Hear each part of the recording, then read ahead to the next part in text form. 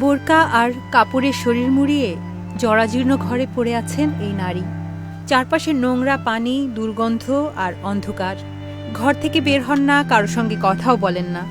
এভাবেই কেটে গেছে 1-2 বছর নয়, দীর্ঘ 15 বছর। পটুয়াখালীর কলাপাড়া পৌরশহরের নাচনাপাড়া এলাকার এই ঘরেই বসবাস সালেহা বেগমের। স্বামী আবুল কালাম মারা যাওয়ার পর থেকে যেন আরও গুটিয়ে নেন নিজেকে। একসময় ঘরটিও হেলে পড়ে, এখন যে কোনো সময় ধসে পড়তে পারে। বিদ্যুৎ নেই, দাঁড়ানোর মতো জায়গা নেই, চারপাশে নর্দমার দুর্গন্ধযুক্ত পানি। এমন পরিবেশে কিভাবে দিনের পর দিন একজন মানুষ বেঁচে আছেন তা নিয়ে স্থানীয়দের বিস্ময়। সবচেয়ে বড় প্রশ্ন, 15 বছরে একবারও কেন ঘরের বাইরে বের হননি সালেহা?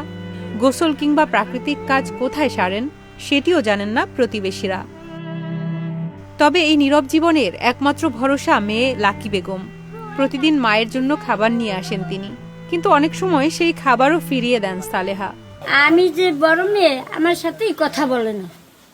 আজ তোমার তো আমি মায়ের দেইনি মুখ তোমার। হ্যাঁ, আর ওইলে খায়, নইলে খায় না। আর কয় না যে আমার এই জিনিসটা নিয়ে দাও, চায় না। তারপর বাথরুমে যায় না, কি করে আমি বলতে পারিনি। মায়ের এমন অবস্থার মধ্যেই লাকির আরো কঠিন বাস্তবতা দেখা দিয়েছে। 3 বছর আগে ছেলে জিয়া ক্যান্সারে আক্রান্ত হয়েছেন। লাকি নিজেও চর্মসহ নানা সমস্যায় ভুগছেন।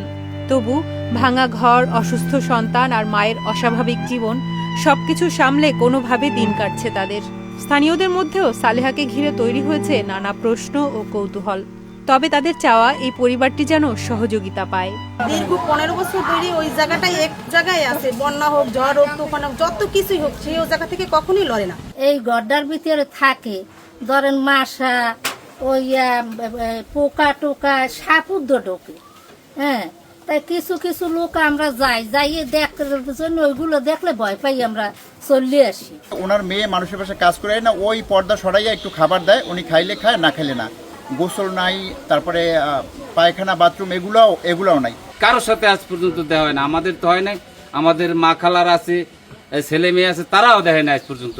তাই এইভাবে কিভাবে একটা মানুষ বাঁচে এটা আমি বলতে পারি না। কুমড়ে বাথরুমে যায়, কি যায় না যায়, কি গোসল করে, কি নামাজ কালাম পড়ে, আমরা ডাক দিলেও ভাই সারা পাই না। ওই অনেক বছর ধরে এইভাবেই ওই মহিলার জীবনযাপন কাটতে আছে।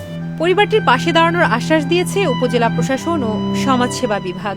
আমরা প্রথমত তাকে সমাজসেবার বিভিন্ন বয়স্ক অথবা বিধবা ভাতার আওতায় নিয়ে আসব। দ্বিতীয়ত তার এই অনুপযুক্ত ঘরের থেকে বের করার জন্য উপজেলা প্রশাসনের সাথে আলাপ করব। তৃতীয়ত তাকে স্বাভাবিক জীবনে ফেরানোর জন্য কলাপাড়া হাসপাতালে ভর্তি করার পর ওষুধ এবং ডাক্তারি সেবা সকলগুলোর ব্যবস্থা সমাজসেবা থেকে করা হবে। আমরা শুনেছি তার ছেলে ক্যান্সারে আক্রান্ত। সমাজসেবা থেকে 6টি বিশেষ রোগের জন্য যে 1 লক্ষ করে টাকা দেওয়া হয়, তার ছেলের জন্য এই টাকাটার ব্যবস্থা আমরা করব। উনি অন্তরালয়ে থাকতে পছন্দ করেন।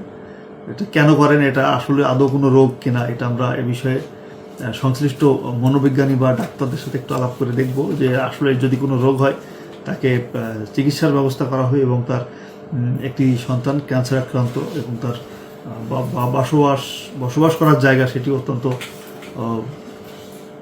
ভঙ্গুর অবস্থা রয়েছে। আমরা এটা যদি আর্থিকভাবে একটু আমরা তাদেরকে একটু সাপোর্ট দিতে পারি, তাহলে হয়তো এই পরিস্থিতিগুলো তারা কাটিয়ে উঠবে। 15 বছর ধরে অন্ধকার এক ঘরে বন্দী সালেহা বেগম। এখন অপেক্ষা এই নীরব জীবনের অবসান ঘটিয়ে তাকে আলোয় ফিরিয়ে আনার উদ্যোগ কতটা বাস্তবে রূপ নেয়। একটি নিরাপদ ঘর, প্রয়োজনীয় চিকিৎসা আর একটু মানবিক সহায়তাই হয়তো বদলে দিতে পারে পুরো পরিবারটির জীবন।